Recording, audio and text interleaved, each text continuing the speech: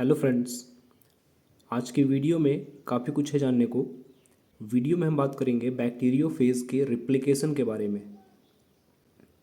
Bacteriophages जिनमें reproduction या life cycle कहें या रेप्लिकेशन कैसे होता है, ये अपनी संख्या को कैसे बढ़ाते हैं, इसके बारे में डिटेल वीडियो है ये। तो बिल्कुल भी मिस नहीं करिएगा, स्किप नहीं करिएगा कोई भी पार्ट। कंप्लीट वीडियो स्टार्ट करते हैं। आपको वीडियो के अंत में ये दो क्वेश्चन से मैंने नोट किया हुआ है, ये दो क्वेश्चंस का आंसर जो है आपको वीडियो के लास्ट में मिल जाएगा। फर्स्ट क्वेश्चन है कि why phages need infect bacterium that is host to increase their number. ये मीन्स फेजेस को अपनी संख्या बढ़ाने के लिए बैक्टीरियल सेल पे क्यों इन्फेक्ट करना होता है। सेकंड क्वेश्चन कि क्या फेजेस खुद रिप्रोडक्शन नहीं कर सकते, अब खुद से अपनी संख्या नहीं बढ़ा सकते, इस वीडियो में हम जानेंगे। ये जो बैक्टीरियोफेजेस हैं, वायरसेस, इनके पास वो सारे जीन्स नहीं होते जो इस वायरस के डिफरेंट बॉडी पार्ट्स को सिंथेसाइज करने के लिए ज़रूरी होते हैं।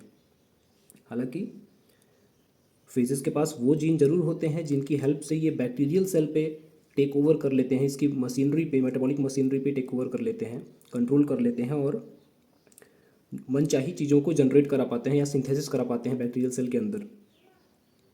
दैट इज़ द रीज़न कि फेजेस जो हैं ये बैक्टीरियल सेल पे इन्फेक्ट करते हैं और अपनी संख्या बढ़ाते हैं। ओके, देखिए वायरसेस ऐसे तो मल्टीप्लाई करते हैं अलग अलग तरीके से अलग अलग होस्ट सेल में, बट इनका जो मल्टीप्लिकेशन का बेसिक मैकेनिज्म होता है वो सेम होता है। कैसे?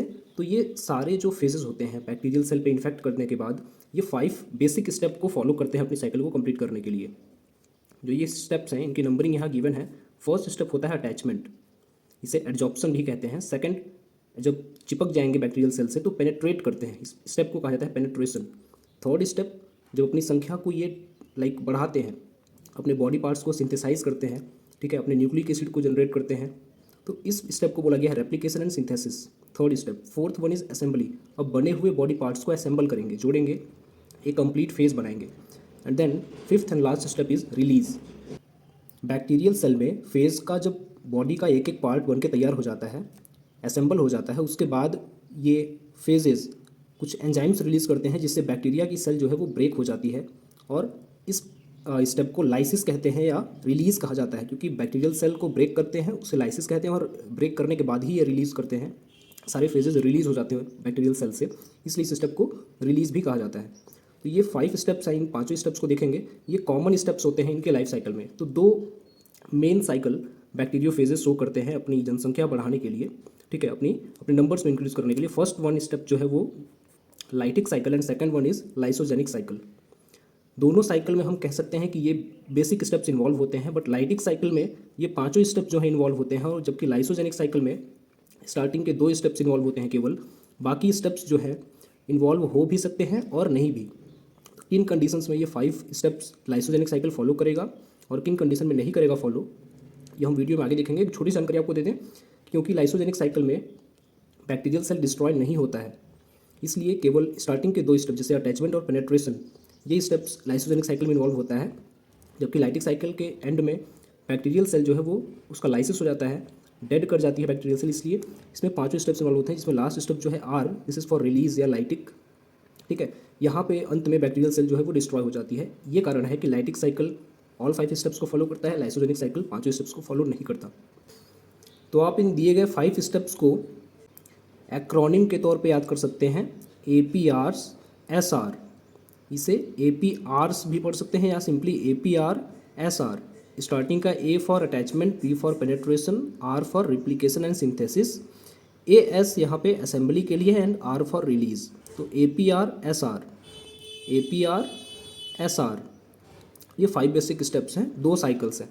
हर एक साइकिल में जो आपको मैंने बताया अभी कि लाइटिक साइकिल में जो बैक्टीरियल सेल है उसको ब्रेक करके वायरसेस निकलते हैं, ठीक है, एंड लाइसोजेनिक साइकिल में बैक्टीरिया जो है वो ब्रेक नहीं होता, डेड नहीं होता बैक्टीरिया का जब सेल डिवीज़न हो रहा होता है, उसके साथ साथ ये लाइसोजेनिक साइकिल में इन्वॉल्व जो फेज़ होते हैं उनका DNA इन बैक्टीरियल के DNA में इंटीग्रेट हो जाता है, इसलिए इस DNA को इस दौरान प्रोफेज कहा जाता है। ये रिकॉम्बिनेंट DNA होते हैं of bacterium and phase. Okay, ऐसे फेजेस को लाइसोजेनिक फेज कहा जाता है। एग्जाम्पल के तौर पे P1 phase and lambda phase, ये सब लाइसोजेनिक फेज कहलाते हैं। ओके, एंड लाइटिक साइकिल जो पढ़ेंगे इसमें हम वायरुलेंट फेजेस के बारे में बात करेंगे। वायरुलेंट फेज घातक फेज होते हैं, ये बैक्टीरिया का लाइसिस कराते हैं लास्ट में, जैसे T2 फेज, T4 फेज या दूसरे जो भी टी इवन कॉली फेजेस हैं। यहाँ कॉली फेजेस मीन्स होता है ऐसे फेजेस जो ई कोलाई पे इन्फेक्ट करते हैं। ओके, सो स्टार्ट करते हैं अपना साइकिल। लाइटिक साइकिल फर्स्ट देखेंगे, देन हम देखेंगे लाइसोजेनिक साइकिल। अभी डायग्राम की हेल्प से हम समझते हैं कि जो फेजेस होते हैं ये बैक्टीरियल सेल वॉल पे कैसे अटैच करते हैं और पेनिट्रेशन कैसे होता है। ओके, एंड बाद में आपको इसके नोट्स भी मिलेंगे इस वीडियो में ही। तो यहाँ देख सकते हैं दिस इज़ अ फेज़, ठीक है, जनरल फेज़ का डायग्राम दिया गया है। यहाँ पे इसके अलग अलग बॉडी पार्ट्स का नाम दिया गया है। ये फेज़ फर्स्ट ऑफ ऑल जो बैक्टीरियल सेल पे अपनी टेल फाइबर्स की हेल्प से अटैच करता है, देन जो इसका बेस प्लेट होता है या एंड प्लेट, ये अटैच कर जाता है बैक्टीरियल सेल वॉल से, एंड देन ये बेस प्लेट एक एंजाइम सिक्रेट करता है जिसका नाम होता है लाइसोजाइम एंजाइम, जिसकी वजह से बैक्टीरियल सेल वॉल थर्ड, यहाँ सी फिगर में देख सकते हैं, ये बैक्टीरियल सेल वॉल ब्रेक हो जाती है और फेज़ का डीएनए जो है ये एंटर कर जाता है बैक्टीरियल सेल की बॉडी में। इस तरह से होता है अटैचमेंट एंड पेनेट्रेशन फेज़ के द्वारा। अब देखते हैं हम इसकी साइकिल कैसे कंप्लीट हो रही है। जैसा कि देख सकते हैं ये फिगर नंबर 3 था, वो हम देखेंगे फिगर नंबर 2, जिसमें लाइटिक एंड लाइसोजेनिक साइकिल दोनों के बारे में देखेंगे। ओके, देखिए यहाँ पे एक फिगर गिवन है जिसमें बैक्टीरियल सेल, जिसे होस्ट सेल बोला गया है, ई कोलाई का यहाँ डायग्राम दिया गया है। इसमें एक सिंगल जो कि क्रोमोजोम शो किया जा रहा है, ये इसमें जो क्रोमोजोम शो किया जा रहा है वो होस्ट क्रोमोजोम है। सपोज इस बैक्टीरियल सेल पे एक फेज अटैक करता है, तो फर्स्ट स्टेप क्या होगा अटैक करने का, वो अटैच होगा आके, चिपकेगा इसकी बॉडी से, जैसा कि यहाँ शो किया जा रहा है, एंड इंजेक्शन करेगा। फेज जो है वो इंजेक्ट करेगा अपने डीएनए को। जैसे देखिए यहाँ पे इंजेक्ट किया तो यहाँ पे होगा क्या कि डीएनए जो है वो सर्कुलराइज हो जाएगा, मीन्स डीएनए गोल सर्कुलर स्ट्रक्चर शो करेगा। अब यहाँ तक तो अटैचमेंट एंड इंजेक्शन, ये दो स्टेप्स जो हैं आपको पहले बताया गया है कि लाइटिक साइकिल और लाइसोजेनिक साइकिल दोनों में कॉमन होता है। बट अब जैसे ही डीएनए इंसर्ट हो जाता है बैक्टीरियल सेल की बॉडी में, स्टेप्स जो है वो डिवाइड हो जाएंगे अलग अलग। लाइक अब हम आगे बात करेंगे कि सपोज ये फेज़ जो अटैक किया था, ये फेज़ लाइटिक साइकिल में हम T2 फेज़ को लेके चलेंगे। ओके, ये वायरुलेंट फेज़ का एग्जांपल है। और वहीं जब हम लाइसोजेनिक साइकिल की बात करेंगे तो लैम्डा फेज़ का एग्जांपल लेंगे। ठीक है, इनके बीच डिफरेंस है। लैम्डा फेजेस जो है ये टेम्परेट फेजेस कहलाते हैं, ये बैक्टीरियल सेल का लाइसिस नहीं कराते, इसलिए ये लाइसोजेनिक साइकिल में इंक्लूडेड होते हैं। वहीं T2 फेज जो है ये बैक्टीरियल सेल का लाइसिस कराते हैं एंड में, जिसकी वजह से बैक्टीरियल सेल डिस्ट्रॉय हो जाती है, डेड हो जाती है। इसलिए T2 फेज को हम लाइटिक साइकिल में स्टडी करते हैं। स्टार्ट करते हैं। फर्स्ट ऑफ ऑल हम लाइटिक साइकिल देखेंगे। यहाँ T2 फेज होस्ट सेल के अंदर, अब क्योंकि फेज डीएनए होस्ट सेल के अंदर इंजेक्ट हो चुका है, सर्कुलराइज हो चुका है, तो T2 फेज रेप्लिकेशन स्टार्ट करता है अपना। ठीक है, होस्ट के ऊपर पूरा टेक ओवर कर लेता है, इसकी जो मेटाबॉलिक मशीनरी होती है पूरा कंट्रोल ले लेता है इसके डीएनए को। इसके डीएनए का फंक्शन या तो कंप्लीटली डिस्ट्रॉय कर देता है, ठीक है, और या तो कुछ हद तक, कुछ समय तक ये वर्क कर रहा होता है। मीन्स बैक्टीरियल क्रोमोजोम कुछ समय बाद अपना जो है कंट्रोल खो देता है अपनी सेल बॉडी से, क्योंकि इसका डीएनए डिस्ट्रॉय हो जाता है और वायरस जो है इस बैक्टीरियल सेल पे, या वायरस का डीएनए जो है बैक्टीरियल सेल पे टेक ओवर कर लेता है पूरी तरह से। इसलिए लिखा गया कि सिंथेसिस होता है इस स्टेप में एंड रेप्लिकेशन होता है प्रोटीन्स का, वो प्रोटीन्स जिनकी ज़रूरत होती है न्यू फेज़ के फॉर्मेशन के लिए। अब ये प्रोटीन जब फॉर्मेशन हो जाता है प्रोटीन्स का और डीएनए रेप्लिकेट हो जाता है, ओके, देन असेंबली वाला स्टेप आता है कि बॉडी के पार्ट्स जब बन चुके हैं, क्योंकि हमने प्रीवियस वीडियो में पढ़ा था बैक्टीरियोफेज के कि बैक्टीरियोफेज की बॉडी जो है वो मेनली प्रोटीन और न्यूक्लिक एसिड से ही बनी होती है। तो यही दोनों चीज़ें एक नए फेज़ को बनाने के लिए चाहिए होती हैं। ये दोनों चीज़ें जब बैक्टीरियल सेल के अंदर सिंथेसाइज हो जाती हैं तो इस असेंबली का प्रोसेस आता है कि अब ये सारे बॉडी पार्ट्स जो है एक दूसरे से अटैच होंगे, पैकेजिंग होगी इनकी और एक न्यू फेज़ फॉर्म होगा। अब ये जैसे ही नया फेज़ बन के तैयार होता है सेल बॉडी के अंदर, बैक्टीरियल सेल बॉडी के अंदर, तो ये फेजेस एक एंजाइम सिक्रेट करते हैं जिससे बैक्टीरियल सेल वॉल जो है ये ब्रेक हो जाती है। लाइसोजाइम एंजाइम कहते हैं उसे। ओके, देन लास्ट स्टेप इसी वजह से होता है रिलीज, या जिसे लाइसिस ऑफ होस्ट सेल कहते हैं, जहाँ पे बैक्टीरियल सेल वॉल ब्रेक हो जाती है और सारे नए बने हुए बैक्टीरियोफेज रिलीज हो जाते हैं। देखिए आपको बता दें ये पूरी साइकिल जो है 30 to 90 मिनट में कंप्लीट होती है और ये हर एक मिनट में 7 to 8 जो फेजेस हैं उनका फॉर्मेशन होता है बैक्टीरियल सेल के अंदर, और कम्प्लीटली एवरेज में 200 बैक्टीरियोफेजेस एक सेल से रिलीज़ किए जाते हैं एक बार में, एक साइकिल कंप्लीट होने पे। ये स्टेप्स जो है ये लाइटिक साइकिल के स्टेप्स थे। अभी ये तो डायग्राम से हमने समझा है, इनके नोट्स में हम देखेंगे डिटेल में कि हर एक स्टेप में एक्चुअल में क्या क्या हो रहा है। तो बने रहिए वीडियो में। अब हम देखते हैं लाइसोजेनिक साइकिल में क्या हो रहा है। ये वही स्टेप है। आते हैं हम स्टार्टिंग से देख लेते हैं कि बैक्टीरियल सेल पे कोई फेज इन्फेक्ट किया, डीएनए उसका सर्कुलराइज हो गया, देन लाइसोजेनिक पथवे में क्या होगा। सपोज ये डीएनए लैम्डा बैक्टीरियोफेज का डीएनए है। अब ये बैक्टीरियल सेल की पूरी बॉडी पे टेक ओवर नहीं करता, इसकी मेटाबॉलिक मशीनरी पे अपना कंट्रोल नहीं दिखाता। मीन्स यहाँ पे बैक्टीरियल क्रोमोसोम डिस्ट्रॉय नहीं होगा, बल्कि जो फेज का डीएनए है वो बैक्टीरियल क्रोमोसोम के साथ इंटीग्रेट कर जाता है, जुड़ जाता है। यहाँ रेड पार्ट आपको दिखाई दे रहा होगा, यहाँ पे लिखा गया है कि integration of phage DNA into host chromosome, की फेज का डीएनए होस्ट के क्रोमोसोम में जुड़ जा रहा है, तो ऐसे डीएनए को प्रोफेज कहा जाता है। इस कंडीशन में ये जो फेज का डीएनए है ये इनएक्टिव हो जाता है, या कहते हैं डॉर्मेंट स्टेज में रहता है। यहाँ बैक्टीरियल सेल को कोई लॉस नहीं होता, और बैक्टीरियल सेल का जब भी डिवीज़न होता है, बैक्टीरियल सेल में तो सेल डिवीज़न होगा ही नॉर्मली, तो इस बैक्टीरियल सेल डिवीज़न के साथ साथ ये प्रोफेज जो है इसका भी सिमिलरली डिवीज़न होता जाता है। तो इस तरह से बैक्टीरियल सेल अलाइव रह जाता है लाइसोजेनिक साइकिल में, और ये प्रोसेस चलती रहती है आगे तक, जब तक कि ये जो फेज़ का डीएनए है ये किसी इन्वायरमेंटल फैक्टर के द्वारा इसे शॉक नहीं लगता। जैसे कुछ केमिकल के कांटेक्ट में आने पे, या अल्ट्रा वायलेट रेज जो होती हैं, यूवी रेज के कांटेक्ट में आने पे, ये फेज़ डीएनए जो है ये बैक्टीरियल डीएनए से अलग हो जाता है, और उस दौरान ये फेज़ डीएनए फिर से लाइटिक साइकिल में एंटर कर जाता है। इसी चीज़ को यहाँ शो किया गया है कि शॉक के इवेंट होने पे, मीन्स शॉक लगने पे फेज़ का डीएनए अलग हो जाता है और फिर से लाइटिक साइकिल में ये एंटर कर जाता है। तो इसलिए आपको स्टार्टिंग में बताया गया था जो कि लाइटिक साइकिल में लाइसिस होता है at the end of cycle bacterial cell का, जबकि लाइसोजेनिक पथवे में लाइसिस नहीं होता मोस्ट ऑफ द कंडीशन में, बट इन सम कंडीशन जब बैक्टीरियल सेल कुछ केमिकल के कांटेक्ट में आए या यूवी रेडिएशन के कांटेक्ट में आता है, तो इस दौरान फेज का डीएनए जो है वो सेपरेट हो जाता है बैक्टीरियल क्रोमोसोम से, और यहाँ से फिर स्टार्ट हो जाती है लाइटिक साइकिल अगेन। तो ये था पूरा lytic cycle and lysogenic cycle का फिगर या डायग्राम। इसको स्टेप बाय स्टेप आप यहाँ देख सकते हैं। और अब हम देखेंगे कि ये साइकिल्स के बारे में नोट में हमने क्या क्या लिखा है। तो अब चलते हैं नोट पे।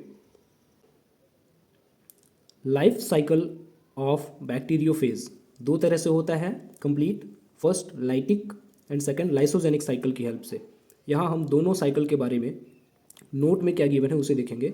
लाइटिक साइकिल, इसमें क्या है कि viral infection followed by lysis of host cell.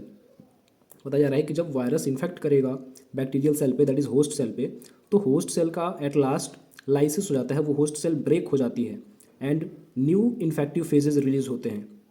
ऐसे फेजेस को हम वायरुलेंट फेज कहते हैं। For example T2 and all T even phages, जिन्हें कोलाई फेजेस भी कहा जाता है, अगर वो E coli bacteria, Escherichia coli bacteria पे इन्फेक्ट करते हैं। सेकेंड वन जो साइकिल है वो है लाइसोजेनिक साइकिल। लाइसोजेनिक साइकिल में जो बैक्टीरिया का लाइसिस है वो दुर्लभ स्थिति में ही होता है, रेयरली इन्फेक्शन के बाद बैक्टीरियल सेल का लाइसिस होता है। इसलिए लाइसोजेनिक साइकिल में जो फेजेस इन्फेक्शन करते हैं उन फेजेस को टेम्परेट फेज कहते हैं। एग्जांपल के तौर पे यहाँ पे lambda phase and P1 phases, ये सारे एग्जांपल हैं टेम्परेट फेजेस के। तो एग्जांपल याद रखिएगा। स्टार्ट करते हैं हम first one, that is lytic cycle. As mentioned earlier, lytic cycle जिसमें वायरुलेंट फेजेस इन्वॉल्व होते हैं, फॉर एग्जांपल T2 फेज की इस नोट में हम बात करेंगे। देखिए लाइटिक साइकिल को मास्टर स्लेव रिलेशन भी कहा जाता है, क्योंकि यहाँ पे वायरस जो होता है वो एज अ मास्टर एक्ट करता है और जो बैक्टीरियल सेल है उसे स्लेव बना के रखता है। ठीक है, लाइटिक साइकिल इन्वॉल्व करता है ये फॉलोइंग स्टेप्स, जो कि 5 स्टेप्स हैं फिगर 2 में हमने जो देखा। फर्स्ट वन अटैचमेंट, या जिसे एड्जॉर्प्शन कहते हैं। इसमें होता क्या है कि अटैचमेंट हो जाता है फेज का to bacterial that is host cell पे। सेकंड पेनेट्रेशन, या जिसे इंजेक्शन कहते हैं। इस दौरान वायरल जेनेटिक मटेरियल जो होता है डीएनए होस्ट सेल में इंजेक्ट हो जाता है। Third step replication and synthesis, या इसे एक्लिप्स पीरियड कहते हैं। इस दौरान न्यू फेजेस का सिंथेसिस होता है, जैसे उनका डीएनए एंड प्रोटीन जो कोट है वो सिंथेसाइज होता है। फोर्थ स्टेप इज असेंबली या पैकेजिंग कहा जाता है। इस दौरान पैकेजिंग होता है फेज डीएनए का प्रोटीन कोट के साथ। मीन्स जो फेज डीएनए होता है ये प्रोटीन कोट में पैक हो जाता है और एक न्यू फेज बन के तैयार होता है असेंबली वाली स्टेप में। And fifth and last step जो है वो है लाइसिस। इससे बर्स्टिंग या डेथ ऑफ होस्ट या रिलीज या लिब्रेशन इस स्टेप के नाम है। इस दौरान होस्ट सेल का लाइसिस होता है और रिलीज होते हैं progeny phases. Progeny means daughter cells कह सकते हैं, फेजेस के डॉटर सेल्स जो है वो रिलीज होते हैं। सच फेजेस कॉल्ड एज वायरुलेंट या लाइटिक फेजेस, ऐसे फेजेस को कहा जाता है क्योंकि ये होस्ट सेल को जब इन्फेक्ट करते हैं तो लास्ट में उनका लाइसिस हो जाता है, मीन्स होस्ट सेल्स का लाइसिस हो जाता है, वो ब्रेक कर जाते हैं, बर्स्ट कर जाते हैं, बैक्टीरियल सेल्स का डेथ हो जाता है। ये कुछ बेसिक स्टेप्स हैं, हम इन स्टेप्स को डिटेल में देखते हैं। देखिए फर्स्ट स्टेप है अटैचमेंट। इस स्टेप में जानेंगे कि क्या फेज जो होस्ट है बैक्टीरियम उसकी बॉडी पे कहीं भी जाके चिपक जाएगा, अटैच कर जाएगा और इन्फेक्शन फैला देगा उसकी बॉडी में, तो आंसर है नहीं, नो। ठीक है, होता क्या है कि फेज का होस्ट के साथ कुछ इस तरह से म्यूचुअल एफिनिटी होती है कि फेज बैक्टीरियल बॉडी में इन्फेक्शन एक फिक्स्ड प्लेस या एक फिक्स्ड पोजीशन से ही फैला सकता है। इस प्लेस को जो है स्पेसिफिक साइट को रिसेप्टर साइट कहा जाता है। रिसेप्टर साइट ही वो जगह होती है बैक्टीरियल सेल पे या बैक्टीरियल सेल वॉल के सरफेस पे जहाँ एक स्पेसिफिक फेज आके इन्फेक्शन कॉज करता है। ठीक है, आगे इसको डिटेल में बताया गया है कि जो फेज का टेल होता है, फेज की टेल पे एक स्पेसिफिक प्रोटीन पाई जाती है, इसे पायलट प्रोटीन या एडजॉर्प्शन प्रोटीन कहा जाता है। ये फेज के अटैचमेंट को फैसिलिटेट करता है, इसमें इसको अटैचमेंट को सुगम बनाता है। ये टेल, ये फेज टेल जो है होस्ट सरफेस के उस पार्ट पे जाके अटैच होता है जहाँ पे निगेटिवली चार्ज्ड कार्बोक्सिल ग्रुप्स होते हैं, जिसे रिसेप्टर साइट कहा जाता है ऑन दी होस्ट सरफेस।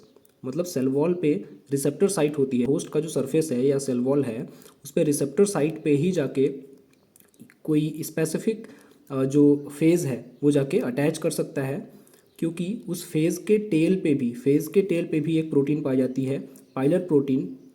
तो ये दोनों चीज़ें जो हैं स्पेसिफिक होती हैं कि एक स्पेसिफिक साइट पे ही जाके जो फेज़ है वो इन्फेक्शन फैला सकता है। तो ये स्टेप था अटैचमेंट। देखते हैं हम second step, injection. Injection point को आप जो फिगर नंबर 3 था जब उसे देखेंगे तो और बेहतर तरह से समझेंगे। एक बार फेज जो है पॉसिबल होस्ट पे जब अटैच कर जाता है तो उसका जो नेक्स्ट स्टेप होता है वो इंजेक्शन होता है। ठीक है, कि अपने जो फेज़ है वो अपना डीएनए किसी तरह से बैक्टीरियल सेल वॉल के अंदर जो है एंटर करा दे अपना डीएनए। तो ये होता कैसे है, ये एक हॉलो कोर जो फेज टेल में होता है वो हॉलो कोर बैक्टीरियम के अंदर इंसर्ट कराने की वजह से होता है। तो फेज डीएनए एंटर करता है एक होल के द्वारा जो पंच कर दिया जाता है बैक्टीरियल सेल वॉल में। यहाँ बताया गया कि या तो जो टेल का आउटर सेट है उसके कॉन्ट्रैक्ट होने से, उसके सिकुड़ने की वजह से ये होल फॉर्म होता है बैक्टीरियल सेल वॉल में, या तो एक एंजाइम है, नाम है उसका लाइसोजाइम एंजाइम, इस एंजाइम के एक्शन के द्वारा होल फॉर्मेशन होता है, या तो ये दोनों एक्शन साथ में होते हैं, इसकी वजह से भी बैक्टीरियल सेल वॉल में ये होल फॉर्म हो जाता है, जिस होल से होके फेज का डीएनए बैक्टीरियल सेल के अंदर जो है एंटर कर जाता है। और एक बार जब फेज का डीएनए एंटर कर गया तो बैक्टीरियोफेज का जो प्रोटीन कोट होता है या कैप्सिड होता है होस्ट सेल जो कि बैक्टीरियल सेल है उसके बाहर ही रह जाता है, और इस होस्ट सेल को प्रोटीन कोट की जो सेल है इसे घोस्ट कहा जाता है, क्योंकि अब ये इसके पास वो एबिलिटी नहीं होती कि ये दूसरे किसी बैक्टीरिया पे इन्फेक्शन कॉज कर सके, क्योंकि इसका डीएनए तो बैक्टीरियल सेल के अंदर चला गया और बाहर बचा हुआ जो प्रोटीन कोट है उसे ही यहाँ पे घोस्ट बताया जा रहा है। ओके, बैक्टीरियम जो इन्फेक्टेड हो चुका है किसी एक बैक्टीरिया से, सपोज T2 फेज़ ने अटैक किया है, अब ये bacterium same type of T2 phase के इन्फेक्शन से इम्यून हो जाता है, मीन्स अब same type of T2 phase इस बैक्टीरियम पे इन्फेक्ट नहीं कर सकता। ओके, तो ये था स्टेप इंजेक्शन। देन हम देखेंगे third step, that is synthesis and replication. यहाँ पे होगा क्या कि जो फेज़ का डीएनए है एक बार एंटर कर गया तो ये फेज़ जीन जो होंगे वो पूरा जो होस्ट सेल है इसकी मेटाबॉलिक मशीनरी पे टेक ओवर कर लेंगे, ठीक है, कंट्रोल कर लेंगे, और उस बैक्टीरियल सेल को डायरेक्ट करेंगे कि अब ये इन्फेक्टेड वायरस, जो वायरस इन्फेक्ट किया हुआ है उसके बॉडी पार्ट्स को जनरेट करे, उसके बॉडी पार्ट्स को प्रोड्यूस करे। ठीक है, हालांकि जो होस्ट सेल होती है वो इन्वायरमेंट से अपना जो एनर्जी चाहिए होता है या जो भी रॉ मटेरियल उसे लेना होता है अपने लाइफ को एग्जिस्ट कर बनाए रखने के लिए, वो सारी प्रक्रियाएं करता रहता है। बट अब अपने बॉडी पे उसका ज़्यादा कंट्रोल नहीं रह जाता। अब कंट्रोल कौन करता है? तो फेज का जीन या फेज डीएनए जो है कंट्रोल दिखाता है। तो the phage gene allow only viral components to be build. क्योंकि फेज जीन पूरा कंट्रोल कर चुका होता है बैक्टीरियल सेल पे, तो अब फेज जीन वायरल कंपोनेंट बनाने के लिए ही अलाउ करता है बैक्टीरियल सेल को। मीन्स बैक्टीरियल सेल खुद के कंपोनेंट्स, खुद की ग्रोथ के लिए कुछ नहीं करेगा। ये जो भी करेगा वो वायरल कंपोनेंट्स को बिल्ड करने के लिए ही करेगा। मीन्स फेज डीएनए पूरी तरह से बैक्टीरियल सेल बॉडी पे टेक ओवर कर चुका है। यहाँ पे आगे बताया जा रहा है कि host DNA's ability to control its cell lost और डीएनए इटसेल्फ कंप्लीटली डिस्ट्रॉयड। कि होस्ट डीएनए जो है उसका कंट्रोल तो छूट ही गया अपनी बॉडी से, डीएनए भी, जो होस्ट का डीएनए होता है वो भी कंप्लीटली डिस्ट्रॉयड हो जाता है इन सम कंडीशंस, ठीक है, या मोस्ट ऑफ द कंडीशंस में कह सकते हैं। देखिए रेप्लिकेशन के दौरान फेज डीएनए जो है ये एक सेमी कंजर्वेटिव मैकेनिज्म फॉलो करता है। क्या होता है इस मैकेनिज्म में कि जो फेज डीएनए का मोस्ट ऑफ द पार्ट होता है, फेज डीएनए का जो ज़्यादा से ज़्यादा पार्ट होता है वो एज अ टेम्पलेट वर्क करता है, जिसकी वजह से होता क्या है कि फेज डीएनए का फॉर्मेशन बहुत ज़्यादा मात्रा में होता है। और कुछ जो डीएनए का पार्ट होता है वो वर्क करता है as a template for synthesis of viral specific mRNA. कुछ जो फेज डीएनए है वो एमआरएनए के फॉर्मेशन के लिए एज अ टेम्पलेट वर्क करते हैं, और एमआरएनए जो है फर्दर डायरेक्ट करते हैं होस्ट सेल को। लाइक हम कह सकते हैं कि इंस्ट्रक्शन देते हैं ये, ताकि होस्ट सेल जो है वो फेज के प्रोटीन्स को बनाए, जिन प्रोटीन्स को लेट प्रोटीन कहा जाता है, क्योंकि ये प्रोटीन्स जो हैं लास्ट में बनते हैं। आगे देखेंगे असेंबली। असेंबली प्रोसेस जो है, क्योंकि अब सिंथेसाइज हो चुकी है बॉडी तो असेंबल होगी बॉडी। ठीक है, असेंबली को पैकेजिंग भी कहा जाता है। एक्चुअल में असेंबली वर्ड जो है असेंबल से बना हुआ है। असेंबल मीन्स होता है क्या, किसी चीज़ को जोड़ना या इकट्ठा करना, ऐसा कह सकते हैं। तो अलग अलग बॉडी पार्ट्स को जोड़ के एक कंप्लीट बॉडी पार्ट बनाना। ठीक है, यहाँ पे इसका मीनिंग ये है। असेंबली किस चीज़ का होता है? तो न्यूक्लिक एसिड एंड प्रोटीन्स का होता है। प्रोटीन जिन्हें लेट प्रोटीन बताया गया है, तो इन दोनों का असेंबली होता है एक न्यू फेज पार्टिकल बनाने के लिए। इस प्रोसेस को मैच्यूरेशन कहते हैं, जहाँ पे असेंबली होती है न्यूक्लिक एसिड एंड प्रोटीन्स का और नए फेज पार्टिकल्स फॉर्म होते हैं, इसे मैच्यूरेशन कहते हैं। तो जो फर्स्ट स्टेप है मैच्यूरेशन का, उस दौरान होता क्या है कि जो न्यूक्लिक एसिड है, फेज का न्यूक्लिक एसिड, वो कंडेंस होता है और एक क्रिस्टलाइन फॉर्म बनाता है। फिर बैक्टीरियल सेल के अंदर जो बनने वाली प्रोटीन होगी, वो प्रोटीन एग्रीगेट होती हैं, जगह इकट्ठा होती हैं इस क्रिस्टलाइन फॉर्म डीएनए के चारों तरफ, और हेड का फॉर्मेशन होता है। इस तरह से फेज का हेड बनता है, क्योंकि हेड के अंदर क्रिस्टलाइन फॉर्म में डीएनए होता है जो कवर्ड होता है प्रोटीन कोट से। ओके, तो इसी दौरान होता क्या है कि जो टेल की असेंबली है वो भी स्टार्ट हो जाती है। असेंबली मीन्स टेल के पार्ट्स भी जुड़ना शुरू हो जाते हैं।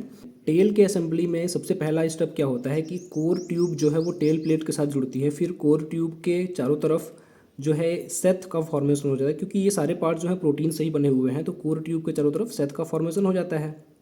एंड देन जो ये टेल प्लेट है, इसके बेस पे टेल फाइबर्स आके जुड़ जाते हैं, और ये जो है लास्ट स्टेप रहता है इसका। यहाँ टेल प्लेट से आप कंफ्यूज नहीं होइएगा, टेल प्लेट को ही एंड प्लेट कहा जाता है, जो फिगर में हमने प्रीवियस वीडियो में हमने बात किया था। क्योंकि बैक्टीरियोफेज के डिफरेंट बॉडी पार्ट्स के बारे में पढ़ा था उस वीडियो में जो है स्ट्रक्चर के बारे में, economic importance and types of bacteriophage के बारे में हमने देखा था। तो प्रीवियस वीडियो अगर नहीं देखा होगा तो उसको देख सकते हैं। यहाँ हम आते हैं असेंबली के बाद, जो कि लास्ट स्टेप है, दैट इज़ रिलीज, या इसे लाइसिस भी कहते हैं।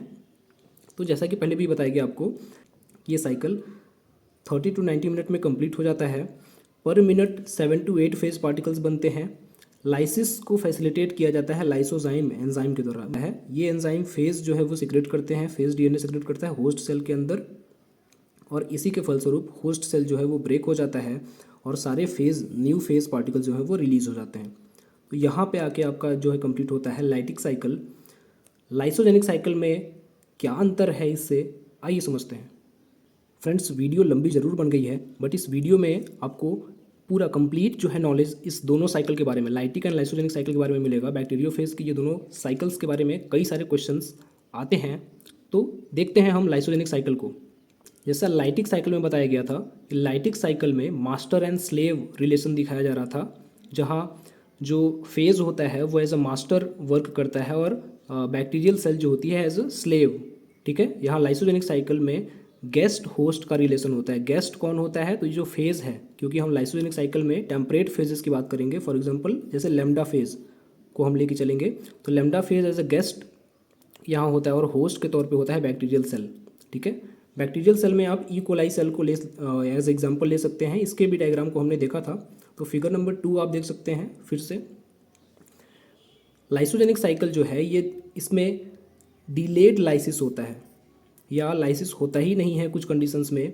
डिलेड लाइसिस का मतलब ये है कि बैक्टीरियल सेल कुछ समय तक ब्रेक नहीं होगी जब तक कि जो फेज़ है वो एक्टिव नहीं हो जाता। ठीक है, इनएक्टिव फॉर्म में जब तक बैक्टीरियल जो डीएनए है उसके साथ इंटीग्रेटेड फॉर्म में रहता है, प्रोफेज के फॉर्म में रहता है, तब तक तो लाइसिस नहीं होगा।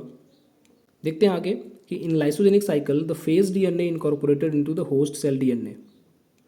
देखिए बताया जा रहा है कि लाइसोजेनिक साइकिल में जो फेज डीएनए हो जाता है ये इनकॉर्पोरेट हो जाता है, जुड़ जाता है होस्ट सेल के डीएनए से, मीन्स बैक्टीरिया के डीएनए से जुड़ जाता है।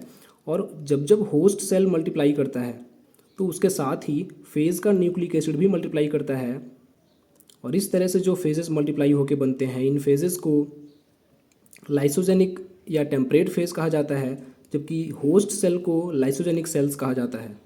Host cell means bacterial cell को लाइसोजेनिक सेल कहा जाएगा, जबकि ये फेजेस जो इस बैक्टीरियल सेल पे इन्फेक्ट कर रहे हैं और लाइसिस नहीं करा रहे हैं, इन फेजेस को लाइसोजेनिक फेज या टेम्परेट फेज कहा जाता है।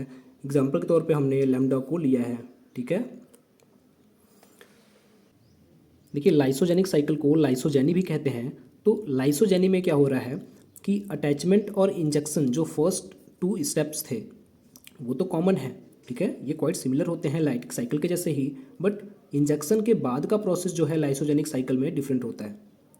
क्या डिफरेंट है कि ये बात तो पहले से ही क्लियर है कि जो फेजेस होते हैं वो बैक्टीरियल सेल बॉडी पे एक फिक्स साइट पे ही जाके अटैच होते हैं, जिस साइट को रिसेप्टर साइट कहा जाता है। ठीक है, ये रिसेप्टर साइट पे ही कंप्लीट होता है हर एक फेज का बैक्टीरियल के साथ अटैचमेंट और इंजेक्शन का प्रोसेस। अब इंजेक्शन के बाद क्या होता है वो आगे देखेंगे कि फेज जैसे ही इंजेक्ट करता है अपना डीएनए होस्ट सेल में, तो लाइसोजेनिक साइकिल में लीनियर फेज डीएनए जो होता है, रेखीय फेज डीएनए कुछ ऐसा, वो सर्कुलर हो जाता है। कैसा हो जाता है? सर्कुलर, हमने फिगर नंबर 2 में देखा था। और डीएनए सर्कुलर होने के बाद ये फेज डीएनए इंटीग्रेट हो जाता है, जुड़ जाता है बैक्टीरियल क्रोमोसोम से। फिगर में देखने पे क्लियर होगा कि ये जो फेज डीएनए है जब ये इंसर्ट कर जाता है बैक्टीरियल सेल में इन लाइसोजेनिक साइकिल, तो इंसर्ट करने के बाद means phase DNA bacterial chromosome के साथ जब इंटीग्रेट कर जाता है तो फेज डीएनए को प्रोफेज कहा जाता है। Inserted phage DNA is called as prophage. ठीक है, अब फेज जीन जो है ये देन सिंथेसाइज करती है एक प्रोटीन जिसे रिप्रेसर प्रोटीन कहा जाता है। देखिए ये वही प्रोटीन है रिप्रेसर प्रोटीन जिसकी वजह से फेज जीन का जो फर्दर फंक्शन होता है कि एक्सटेंसिवली जो सिंथेसिस होने लगता है नए नए फेजेस का होस्ट सेल में, जिसके बाद लास्ट स्टेप हो जाता है लाइसिस लाइटिक साइकिल में। तो ऐसे फंक्शन को, फेज़ के ऐसे फंक्शन को कि वो एक्सटेंसिवली सिंथेसिस ना करे नए नए फेजेस का, इसके लिए ये फेज जीन एक प्रोटीन सिंथेसाइज करते हैं कॉल्ड रिप्रेसर प्रोटीन। ये प्रोटीन्स रिप्रेस कर देते हैं, मीन्स ये टर्न ऑफ कर देते हैं, रोक देते हैं फेज़ के फर्दर एक्टिविटी को। ठीक है, फेज जीन आगे की ओर एक्टिविटी ना कर पाए, मीन्स अपने जनसंख्या को बहुत ज़्यादा तेज़ी से ना बढ़ाए, इस चीज़ को रोकता है रिप्रेसर प्रोटीन। आगे देखेंगे कि रिप्रेसर प्रोटीन जनरेट होने की वजह से या सिंथेसाइज होने की वजह से एक्सटेंसिव सिंथेसिस नए नए फेजेस का होस्ट सेल में ये रुक जाता है। हालांकि हर बार जो बैक्टीरियल सेल है जब जब डिवाइड होता है नॉर्मली, तो प्रोफेज जो है मीन्स फेज का डीएनए वो भी मल्टीप्लाई होता है बैक्टीरियल क्रोमोसोम के साथ साथ। तो इस तरह से फेजेस की संख्या भी बढ़ रही है और जो बैक्टीरियल सेल है वो भी डिवाइड हो रहा है, उनकी भी संख्या बढ़ रही है। इसलिए लाइसोजेनिक साइकिल को गेस्ट होस्ट रिलेशन भी कहा जाता है।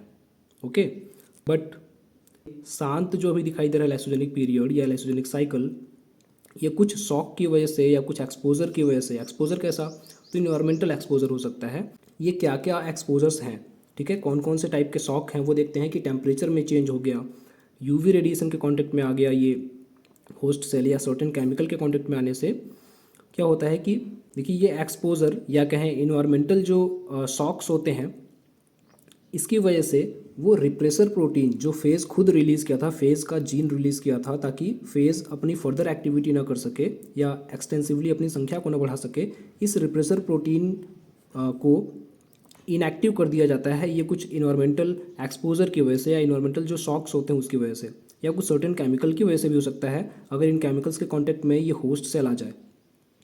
तो रिप्रेसर प्रोटीन के इनएक्टिव होने के बाद ये फेज़ जो है अब जो बैक्टीरियल डीएनए है उससे अलग हो जाता है, जिसे कहा जाता है एक्सीजन। ठीक है, लिखा गया है कि which led to the excision of phage DNA from host DNA. Host के डीएनए से ये बिल्कुल अलग हो जाता है एंड इनिशिएट कर देता है लाइटिक साइकिल।